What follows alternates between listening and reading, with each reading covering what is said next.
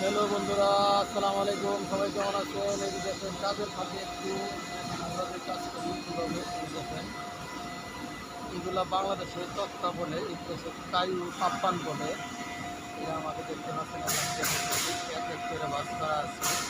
এভাবে মানুষে আপনার পাপ্পানগুলো কায়ুগুলা মেশিনে কাটার পরে ঘষার পরে আপনার এই দেখেন দেখছে ঘষার পরে দেখেন কি সুন্দরভাবে এইভাবে আবার এই যে মালগুলা প্লেটের উপরে রাখছি, রাখার পরে আপনার বাস A to Z এভাবে বাস করা হয়েছে, গোলা হয়েছে। প্রত্যেকটা বান্ডেলে আপনার 500 পিস মাল আছে, 500 পিস মাল আছে।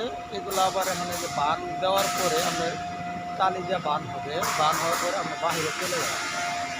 এগুলো এইভাবেই মনে করেন মূলত পাপ্পানের অর্ডার করে।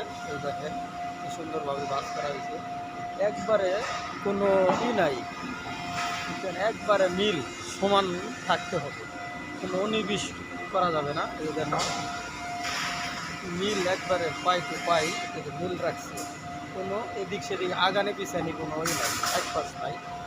এইভাবেই আমাদের মাল বাস করা হয়। দেখেন এই যে মাল কীরকম বাস করে রাখছে।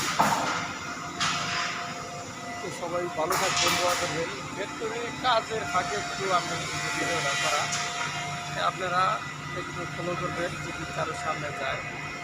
কারণ আমি নতুন মালয়েশিয়া আসছি, নতুন ভাষা, নতুন জানি, এই জন্য আমাদের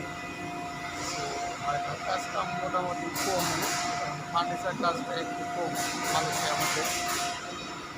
সবাই ভালো থাকবেন, সুস্থ থাকবেন। আসসালামু আলাইকুম।